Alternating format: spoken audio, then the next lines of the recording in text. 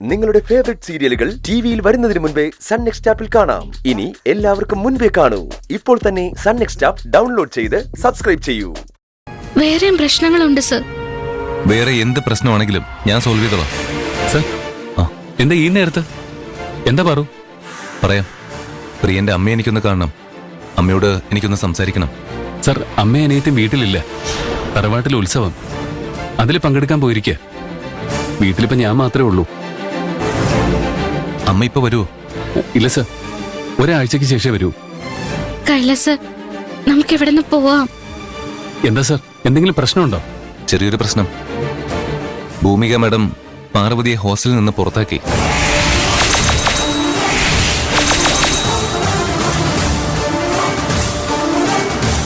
പാർവതി ഹോസ്റ്റലിൽ നിന്ന് പുറത്താക്കിയെന്നോ? എന്തിന്? രാത്രി 2 മണിക്കാ പാർവതി ഹോസ്റ്റലിൽ തിരിച്ചെത്തിയത്. വൈകുമെന്ന് മാഡത്തെ വിളിച്ച് പറഞ്ഞതുമില്ല. എവിടെയായിരുന്നെന്ന് മാഡം ചോദിച്ചപ്പോ പാർവതി മറുപടിയും പറഞ്ഞില്ല. ഗേറ്റ് വഴിയല്ല പാർവതി ഹോസ്റ്റലിൽ കയറിയത്, മതിൽ ചാടി കടക്കുക ചെയ്ത്. ആർക്കാണെങ്കിലും സംശയം തോന്നുമല്ലോ. മാഡം എത്ര നിർബന്ധിച്ചിട്ടും സത്യം തുറന്നു പറയാൻ പാർവതി തയ്യാറായതുമില്ല. അവിടെ താമസിക്കുന്ന മറ്റു പെൺകുട്ടികൾ അതൊരു ഇഷ്യൂ ആക്കുകയും കൂടി ചെയ്തപ്പോ ഭൂമിക മാഡത്തിന് പാർവതിയെ പുറത്താക്കേണ്ടി വന്നു. രാത്രി 2 മണിവരെ നീ എവിടെയായിരുന്നു? ഈ ചോദ്യം ഭൂമിക മാഡവും ഞാനും എല്ലാവരും ചോദിച്ചു. പക്ഷേ പാർവതി ഒരു അക്ഷരം മിണ്ടാതെ നിൽക്കുക. പറു, നീ എവിടെയായിരുന്നു? പറ. അത് മാഡത്തിനോട് ഞാൻ പറഞ്ഞതാ. എന്റെ നാട്ടിലെ ഒരു കുട്ടിയെ ഇവിടെ വെച്ച് കണ്ടപ്പോ അവളുടെ കൂടെ അവളുടെ താമസ സ്ഥലത്ത് പോയി സംസാരിച്ചിരുന്ന സമയം പോയതേ അറിഞ്ഞില്ല. ഇത് നീ കള്ളം പറയുന്നത്. 8 മണി കഴിഞ്ഞ നിനക്ക് ടെൻഷന്. വൈകിയ മാഡം ഹോസ്റ്റലിൽ കയറ്റില്ല എന്ന് പറഞ്ഞ് നീ പോകാൻ തിടുക്കം കാണിക്കും. നീ രാത്രി 2 മണിവരെ കൂട്ടുകാരിയോട് സംസാരിച്ചിരുന്നു എന്ന് പറഞ്ഞ എനിക്കത് വിശ്വസിക്കാൻ കഴിയില്ല. അത് മാത്രമല്ല പ്രിയൻ, കൂട്ടുകാരിയോട് സംസാരിച്ച സമയം പോയതാണെങ്കിൽ രാത്രി 2 മണിക്ക് ഹോസ്റ്റലിലേക്ക് തിരിച്ചു പോകൂ. ആ സമയത്ത് ഒരു പെൺകുട്ടി ഒറ്റയ്ക്ക് യാത്ര ചെയ്യുന്നത് അപകടമാണെന്ന് പാർവതിക്ക് അറിയാത്തല്ലോ. സുഹൃത്തിന്റെ കൂടെ അവിടെ തന്നെ താമസിക്കല്ലേ ചെയ്യാ. പാർവതി പറയുന്ന കള്ളമാണ്. എല്ലാവരിൽ നിന്നും പാർവതി എന്തോ മറച്ചു പിടിക്കുന്നുണ്ട്. പാറു, നീ സത്യം തുറന്ന് പറയാൻ തയ്യാറാവാത്തോളം കാലം നിന്നെ എല്ലാരും മറ്റൊരു കണ്ണിലൂടെ കാണൂ. നീ ഒരു പെൺകുട്ടിയാ. അത് നിന്നെ എങ്ങനെ ബാധിക്കുമെന്ന് ഞാൻ പറയാതെ തന്നെ നിനക്കറിയാലോ. നീ തെറ്റായ വഴിക്ക് പോകില്ലെന്ന് എനിക്കും അറിയാം, കൈലാഷ് സാറിനും അറിയാം.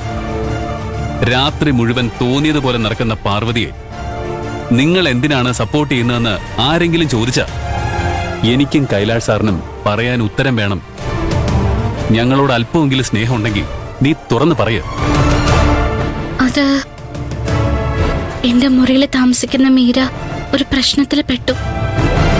ഞാൻ അവളെ സഹായിക്കാൻ പോയതാ. എന്താ സംഭവിച്ചത്? വ്യക്തമായിട്ട് പറ. സാറിനോട് വൈകിട്ട് 5:30 മണിക്ക് കോഫി ഷോപ്പിൽ വരാൻ വേണ്ടി ഞാൻ പറഞ്ഞില്ലേ? ഞാനും ജയന്തി ചേച്ചിയും സൗന്ദര്യയും 5:30 മുൻപേ കോഫി ഷോപ്പിൽ ചെന്നു. അവിടെ വെച്ച പ്രശ്നങ്ങൾ തുടങ്ങിയത്.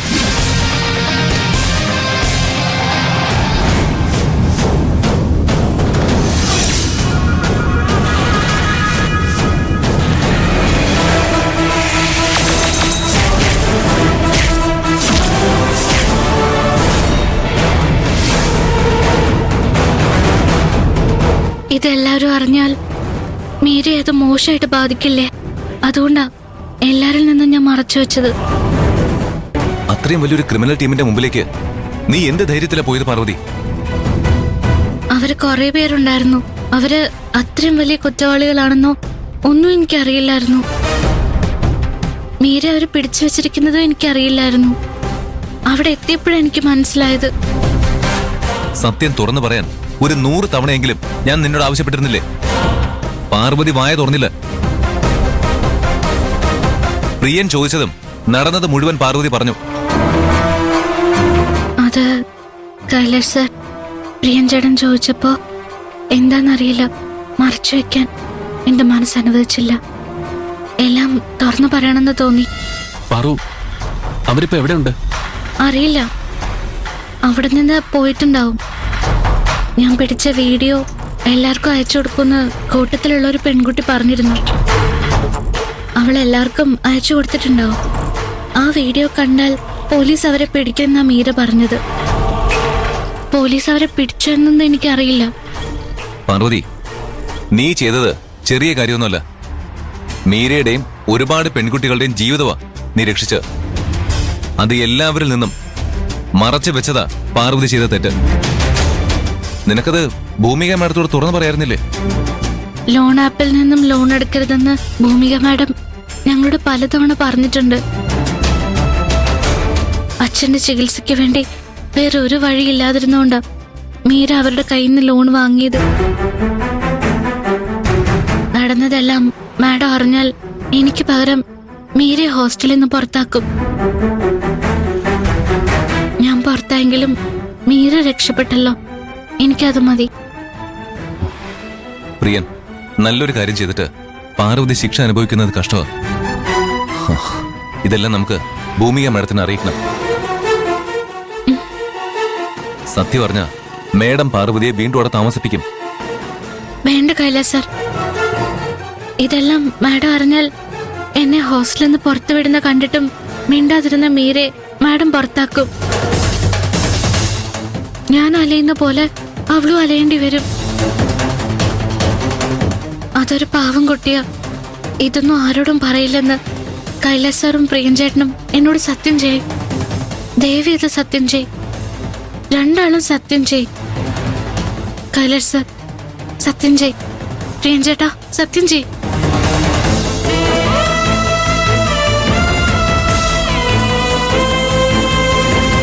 പ്രിയൻ, പാർവതിയും കൊണ്ട് ഞാൻ എന്റെ വീട്ടിലേക്ക് ആദ്യം പോയത്.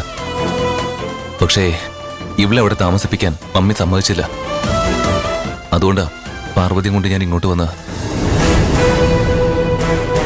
പ്രിയന്റെ അമ്മയെ കൊണ്ട് എങ്ങനെയെങ്കിലും സമ്മതിപ്പിക്കാമെന്ന വിശ്വാസത്തിലാ ഞാൻ പാർവതിയും കൊണ്ട് ഇവിടെ വന്നത്. അമ്മയോട് സംസാരിക്കേണ്ടി വന്നില്ല. അതെന്തായാലും നന്നായി. ഈ ഒരു രാത്രി പ്രിയൻ പാർവതി ഇവിടെ താമസിപ്പിക്കണം. നാളെ ഏതെങ്കിലും ഒരു നല്ല ഹോസ്റ്റലിലേക്ക് ഞാൻ പാർവതിയെ മാറ്റിക്കൊള്ളാം. പാർവതിയെ വിശ്വസിച്ചേൽപ്പിക്കാൻ പ്രിയനല്ലാതെ വേറെ ആരുമില്ല എനിക്ക്. അതുകൊണ്ടാ, പ്ലീസ് പ്രിയൻ.